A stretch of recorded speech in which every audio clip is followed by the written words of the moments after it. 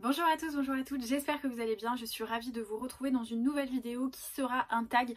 Aujourd'hui on va faire un petit tag printanier puisque visiblement le printemps est arrivé, je sais plus trop quand, je suis hyper nulle avec les saisons, alors j'espère que vous m'excuserez de ne pas avoir la date exacte et de ne pas forcément poster cette vidéo au moment pile poil du premier jour du printemps. C'est un tag que j'ai trouvé sur les chaînes anglo-saxonnes qui s'appelle The Spring Has Sprung Challenge et qui reprend des petits éléments du printemps en fait autour de la pluie, de l'herbe, de la rosée, des couleurs, des arcs-en-ciel et qui pose des petites questions comme ça sur les livres. Vous savez que j'aime beaucoup les tags parce que ça me permet de vous parler de romans que je n'ai pas lus là récemment et que vous avez jamais vu sur la chaîne mais qui peuvent éventuellement vous intéresser, donc j'aime bien, ça me force à me poser devant mes bibliothèques, à regarder un petit peu tout ce que j'ai, à essayer de caser des livres un peu méconnus dans les différentes catégories. Donc j'espère que ce petit challenge vous plaira et on commence tout de suite parce qu'il y a pas mal de livres. La première question c'est Fleur, donc le plus beau roman à l'intérieur et à l'extérieur. Je me suis questionnée parce qu'il y a quand même beaucoup de romans que j'aime beaucoup, mais vu qu'il y avait cette espèce de duplicité avec et la couverture et l'intérieur, je me suis dit que c'était assez évident de vous parler de Grandir un peu de Julien Rampin. Je pense que j'en parle assez régulièrement pour que voilà, vous soyez au courant que c'est un bouquin que j'adore. J'adore. En fait, je trouve que là, il remplit toutes les catégories, même les catégories implicites, c'est-à-dire l'intérieur est incroyable, l'extérieur est vraiment aussi assez merveilleux et la personne à la tête de cette chose, intérieure comme extérieure, c'est un humain assez exceptionnel. Julien, c'est vraiment c'est quelqu'un de fantastique en fait, et je sais même pas s'il le sait, s'il mesure, s'il soupçonne à quel point il est incroyable. C'est un auteur que je vais suivre avec extrêmement d'application, de soucis, d'attention. Vraiment, j'adore Julien. Ça a été, comme je l'ai dit, une de mes plus belles rencontres humainement et puis aussi, voilà, d'un point de vue littéraire. C'est un roman que j'adore. Je sais pas si c'est utile de vous le présenter ou pas, mais moi je dirais que c'est un roman qui a à la fois qui a un merveilleux clair-obscur, qui a à la fois une profondeur et une légèreté, qui traite de beaucoup de sujets et qui a une forme d'universalité dans le sentiment. C'est-à-dire que même si on n'est pas concerné, même si on n'est pas une grand-mère, même si on n'est pas un jeune homme avec un questionnement d'homosexualité, même si on n'est pas une femme qui se demande voilà, si elle s'est pas oubliée en tant que femme au profit de son statut d'épouse, si elle est bien dans sa vie, tout ça. Même si on rentre pas en fait dans ces catégories, je trouve qu'il ouvre des réflexions et il ouvre une forme de miroir entre notre individualité et celle qu'on rencontre dans ce roman, et je trouve que c'est assez incroyable parce que c'est une histoire qui fait rire, qui fait sourire, qui fait pleurer et qui à la fois reste un petit peu en nous, parce que je trouve qu'elle entrouvre comme ça des portes qui nous permettent de réfléchir à différents sujets sur notre vie. Moi je l'adore, je le recommande vraiment à tout le monde. Il y a beaucoup de gens qui me disent ouais, je sais pas si c'est trop mon genre, oh, je sais pas, moi les romans français comme ça a l'air un peu court, ça a l'air machin, je sais pas si les sujets... Je pense que tout le monde peut le lire, tout le monde peut l'apprécier, tout le monde peut trouver une forme de résonance avec sa propre vie ou avec ses centres d'intérêt et tout ça, et j'ai trouvé qu'il était assez merveilleux. Il est extrêmement bien écrit, c'est assez intelligent la manière, vous avez des courts chapitres parfois qui sont des espèces de petits souvenirs, de flashbacks dans la vie des protagonistes, et vous vous dites oh là là, c'est comme ça quoi, c'est à titre anecdotique, et en fait quand on pousse un petit peu on se rend compte que c'est tout un espèce de background psychologique qu'il y a derrière. Enfin, c'est absolument fabuleux, j'ai adoré ce roman, je l'ai racheté en plus de l'avoir reçu en service de presse, je l'ai offert à une de mes copines, enfin vraiment c'est un bouquin incroyable, donc aussi beau à l'intérieur qu'à l'extérieur et aussi beau que son auteur. Juju, si tu passes par là, c'est cadeau. Ensuite, deuxième catégorie, c'est l'herbe. Donc je pense que c'est un jeu de mots avec l'herbe n'est pas toujours aussi verte chez le voisin ou j'en sais rien. Et c'est donc le livre que les autres adorent et que tu n'aimes pas autant. Eh bien, j'ai décidé de faire un petit coucou à Virgin River parce que c'est vrai que je vois beaucoup de gens qui adorent Virgin River et moi je comprends pas. Je suis passée totalement à côté. J'ai compris et j'ai appris avec Outlander qu'on pouvait vraiment rentrer dans un roman sans forcément apprécier certains de l'histoire, parce que voilà, Outlander, moi j'ai été dérangée dans le premier tome par la sexualité qui était omniprésente, mais surtout une forme de sexualité qui moi me mettait extrêmement mal à l'aise, hein. Encore une fois je trouvais qu'il y avait un peu une espèce d'érotisation de la violence sexuelle qui moi m'a extrêmement mis mal à l'aise, mais voilà. Après comme on l'a souligné en commentaire, ça peut être une forme de fantasme, peut-être pour moi ça reste problématique, mais encore une fois c'est totalement subjectif. Dans Virgin River, moi c'est pareil, il y avait beaucoup trop de scènes de fesses, vraiment beaucoup trop, et des scènes de fesses qui vraiment me déplaisaient parce que c'était trop de descriptions. Enfin voilà, je vais pas vous relire des passages, mais j'ai été gênée par ce roman. Et en fait, autant dans Outlander, j'ai eu cette balance qui a été faite entre ces parties-là qui étaient extrêmement désagréables et extrêmement pénibles à lire. Moi vraiment, j'ai peiné à lire les passages hein, de sexualité dans Outlander, mais le côté historique était incroyable, l'histoire de base était incroyable, ce qui fait que j'ai réussi à m'accrocher, à terminer le roman, et le tome 2 en plus ça je suis hyper rassurée parce que il y en avait beaucoup moins et c'était beaucoup moins problématique, donc finalement je suis très contente. Autant Virgin River, j'avais dit je lirai peut-être le tome 2 parce que du coup ça c'est une semi-intégrale, il y a le tome 1 et 2. J'avais lu le tome 1, je m'étais dit peut-être que éventuellement je vais lire le tome 2 et finalement je ne me remets pas des descriptions, voilà, Pour autant, il y a plein de filles qui ont accroché, plein de copines qui ont adoré, qui ont dit ouais ok les scènes elles sont nulles mais le reste de l'histoire m'a fait accrocher.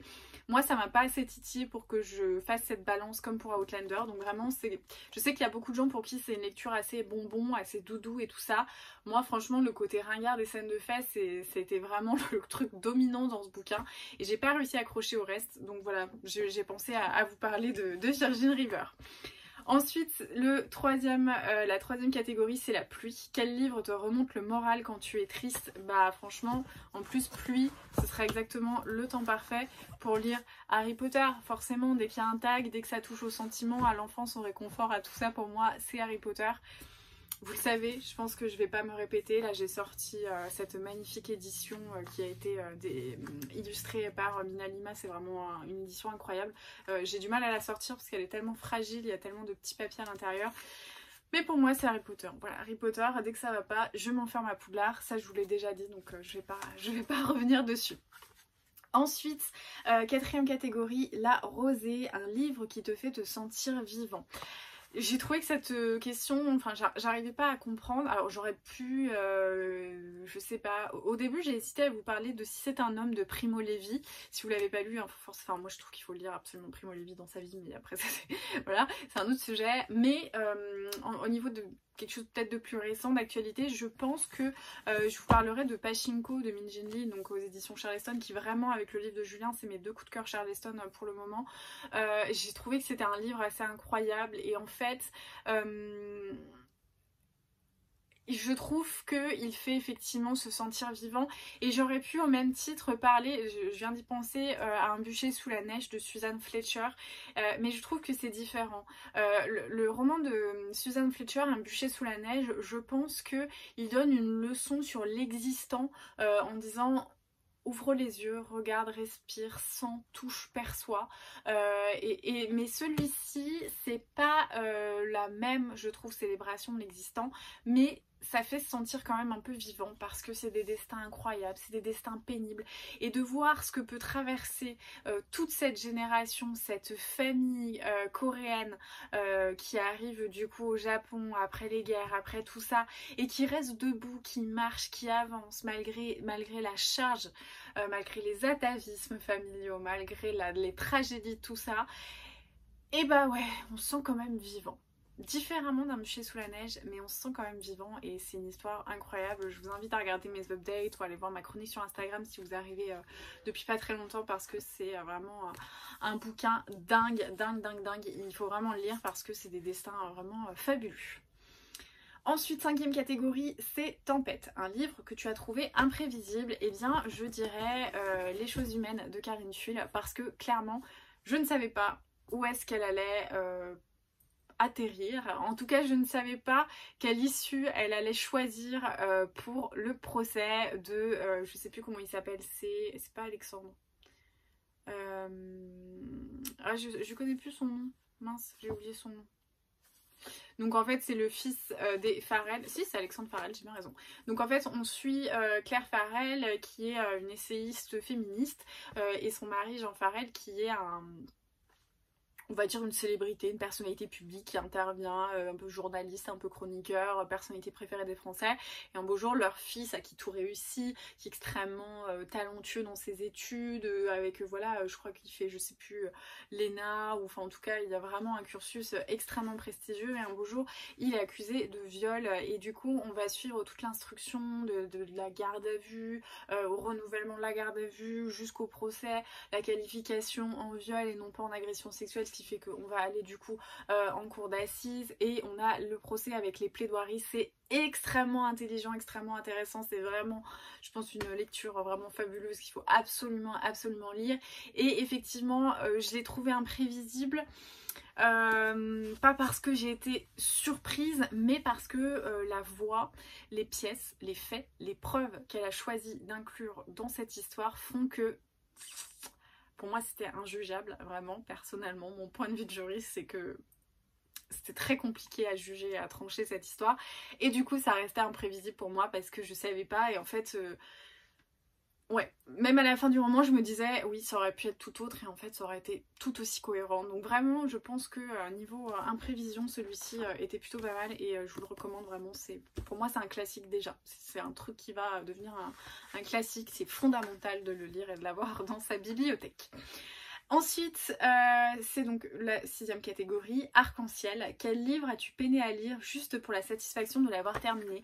Et alors là, on va plonger dans mes souvenirs de lectrice, puisque je me souviens que j'étais en 4e au collège et j'avais voulu lire Les Grandes Espérances de Charles Dickens. Et grand Dieu, qu'est-ce que j'avais peiné à le terminer. Et à l'époque, j'avais une relation un peu d'intimidation avec la lecture. Je savais qu'il y avait des classiques qu'il fallait lire, j'avais envie de m'abreuver, de les connaître, de pouvoir me faire mon avis sur eux, de me les rendre accessibles. Mais ils m'impressionnaient, j'étais voilà une petite adolescente avec mon ISPAC, enfin je sais même pas d'ailleurs si j'avais encore un ISPAC au collège. Je crois que j'étais déjà passée au petit sac pliable Longchamp. Dites-moi si vous étiez team sac pliable Longchamp. Moi j'étais team sac pliable et du coup voilà, j'avais envie de lire des classiques, mais c'était intimidant et surtout j'avais une forme de sacré autour de la lecture qui fait qu'un livre, eh bien, il fallait que je le termine. Donc, je m'étais lancée dans Les Grandes Espérances de Charles Dickens et j'ai un souvenir, mais un souvenir de lire genre 5 pages par 5 pages le soir quand je finissais à 18h et que j'étais fatiguée et tout.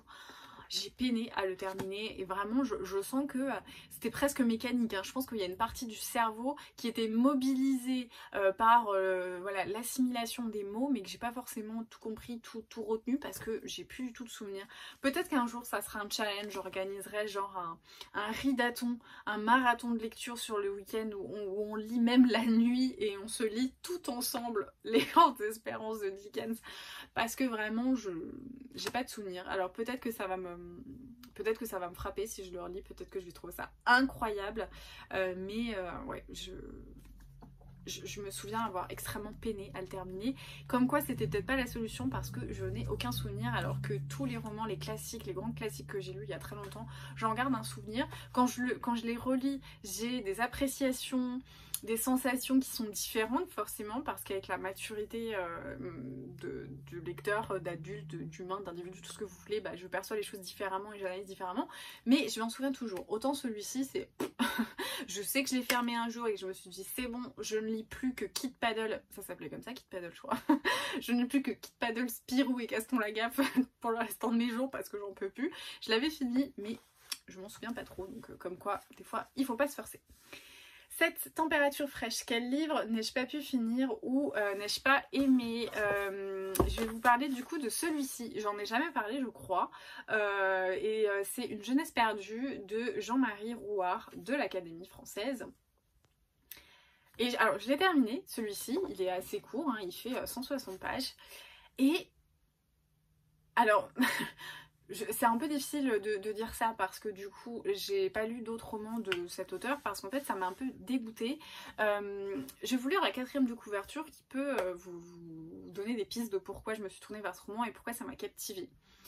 Au lit, il y a les femmes fleuves, alanguies et somnolentes. Il y a les femmes fleurs, odorantes, fragiles et fades. Les femmes pieuvres, souples, silencieuses et avides, qui s'enroulent sur un corps comme autour d'une proie. Et puis il y a les femmes tempêtes, violentes, bruyantes, acharnées au plaisir. Valentina était une femme tempête. Je me suis dit, wow, destin de femme assez incroyable. Moi, je suis hyper intéressée par, je veux dire, les relations hommes-femmes, enfin les relations entre les individus d'une manière générale, mais étant hétérosexuelle, c'est vrai que j'explore plus, on va dire, ce côté homme-femme. J'adore les femmes qui sont envoûtantes, qui font perdre la raison aux femmes comme aux hommes. J'aime la complexité des relations humaines, de la sexualité, de la sensualité, tout ça. J'adore lire ce genre de roman, vraiment je trouve ça assez fascinant. Les femmes qui sont comme ça, pour certains hommes, une forme de toute puissance comme ça, du désir, je trouve ça extrêmement fascinant. J'adore ça, j'adore les femmes qui sont hypnotiques, j'adore.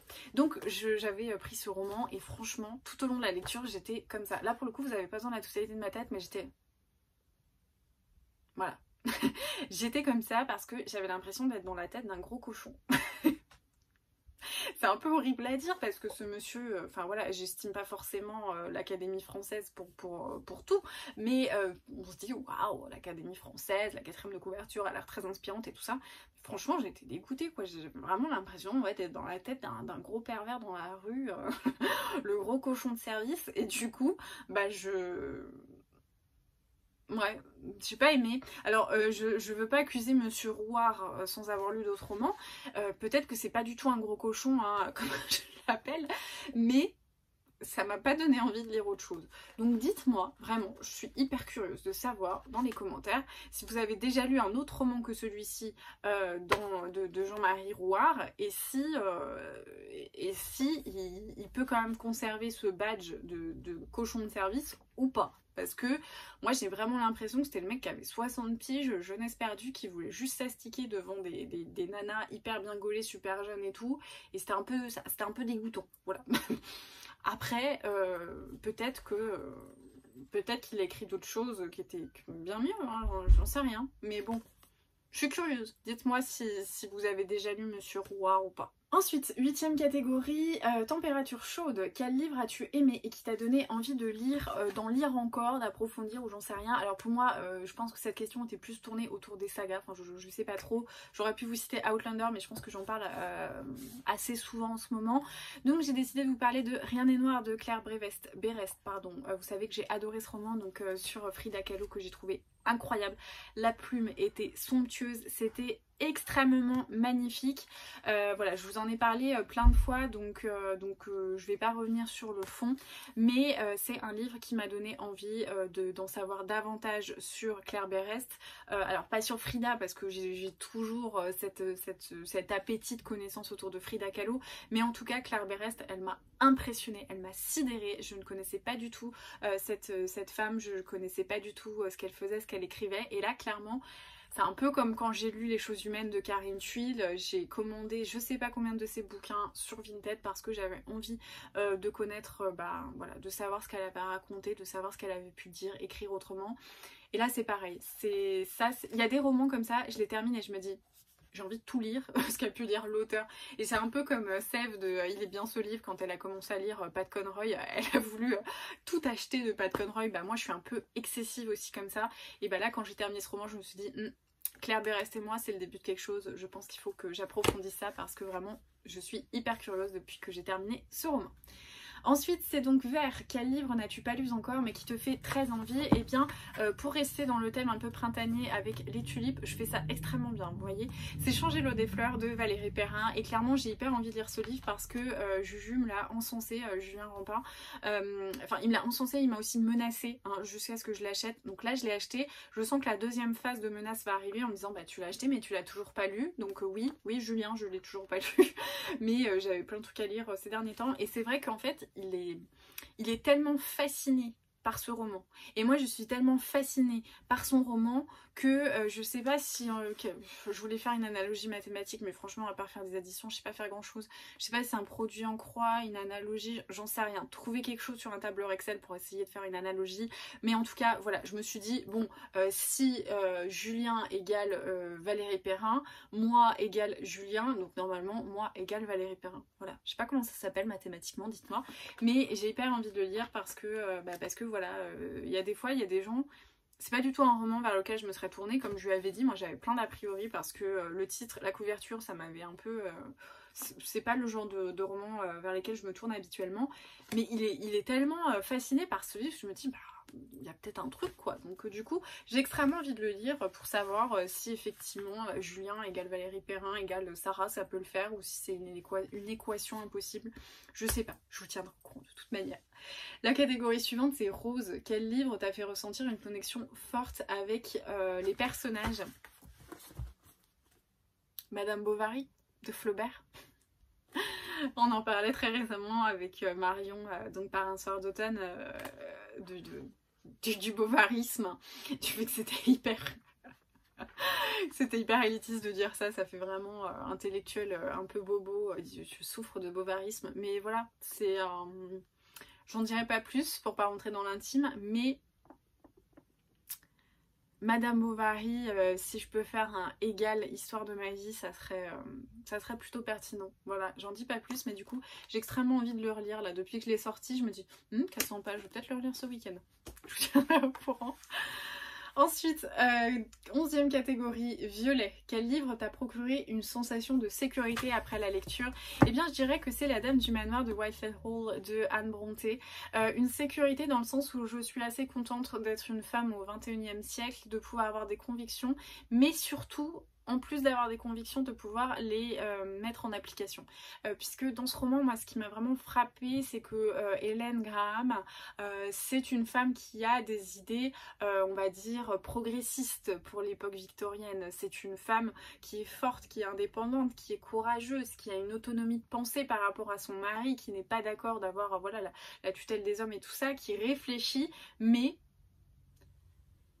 dont toute la détermination et les pensées féministes se retrouvent en fait bloquées dans une barrière un peu sociétale, comportementale de l'époque, c'était difficile, qui fait que bah voilà, on pouvait pas non plus aller au-delà de certaines choses, même si on en pensait le contraire. Et quand j'ai lu ce roman, je me suis dit, Hélène, elle est impressionnante, sa manière de penser à une époque où voilà, on pouvait pas penser comme ça. J'ai vraiment beaucoup aimé ce personnage et je me disais, mais en fait, effectivement, il y a des choses, même si à l'époque il y avait certaines femmes qui étaient très ouvertes, très fortes, très féministes et qui voulaient voilà, avoir des convictions, tout ça, parfois c'était mais impossible à part de se faire enfermer, de se faire enfermer de force, c'était impossible de lutter contre certaines conventions sociales, maritales, etc. Et du coup, quand je l'ai refermé, je me suis dit, c'est vrai que... il y a des choses qui vont pas à notre époque, c'est clair, mais il y a des trucs qui sont chouettes quand même. Avoir une autonomie, pouvoir se barrer quand on veut si ça va pas, tout ça. J'étais plutôt contente, voilà. C'est un roman qui m'a fait me sentir plutôt en sécurité en tant que femme par rapport à l'époque victorienne. Voilà. 12e catégorie, c'est Orange. Quel livre trouves-tu intelligemment écrit? J'aurais pu prendre absolument tous les romans de Delphine de Vigan. Les enfants sont rois, son dernier roman, hein, vous savez qu'il m'a bluffé vraiment. J'en parle assez souvent, donc je voulais pas la remettre un peu sur le tapis. Mais j'avais envie de vous parler de Kundera, qui fait partie de mes auteurs préférés, Milan Kundera, que j'adore. Je trouve qu'il écrit de manière extrêmement intelligente. Un petit peu comme Beck BD, un petit peu comme Welbeck, je trouve que ça fait pas forcément du bien à l'humain parce que ça creuse, ça gratte vraiment dans toutes les pensées, tous les schémas comportementaux. Je l'ai retenté une nouvelle fois, vous voyez, si c'est pas du courage ça. Mais voilà, je trouve qu'en fait, il gratte vraiment dans ce qui fait mal, ce qu'on voudrait cacher, ce qu'on voudrait mettre un peu dans le placard de la honte, comme Monica Geller dans Friends. Mais en tout cas, voilà, c'est des lectures qui dérangent, mais elles dérangent parce qu'elles sont incroyablement clairvoyante, incroyablement intelligente, ça perce à jour l'humain, l'homme, la femme, je trouve ça incroyable. Et Kundera, vraiment j'aime beaucoup, surtout dans le domaine des relations hommes-femmes. Voilà, pour moi, je le trouve incroyablement intelligent ce monsieur. Je trouve qu'il est fascinant, sa manière d'écrire, c'est hyper subversif, c'est passionnant, ça fait mal, mais en même temps on se nourrit quand même un peu en le lisant, même si ça fait mal. Et voilà, j'adore Kundera, tout ce qu'il écrit. À chaque fois, je me dis, oh, il est tellement intelligent, c'est incroyable. Voilà, je caricature un peu, mais il y a de ça quand même. Je le trouve vraiment fascinant. Dernière catégorie, quel livre te donne le sourire? Et alors là, je vais vous faire plaisir en parlant de mon petit chouchou que personne n'aime mais que j'adore, le journal d'un homme sans importance de George et Weldon Grossmith, parce que rien que d'en vous en parler, ça me fait rire, ça me fait trop sourire. Ce livre, il est absolument génial. C'est le journal d'un homme sans importance qui vous raconte sa vie, qui vous raconte pourquoi il a décidé de repeindre sa baignoire en rouge, pourquoi sa femme s'y est opposée, pourquoi ça l'a un petit peu agacé cette querelle domestique comme ça. Voilà, franchement ça me fait sourire de temps en temps, j'y reviens comme ça quand je cherche un bouquin, je le vois, j'ouvre et je lis un truc super nul en mode, je sais pas, j'ai froissé ma cravate, ça m'a un petit peu agacé, enfin...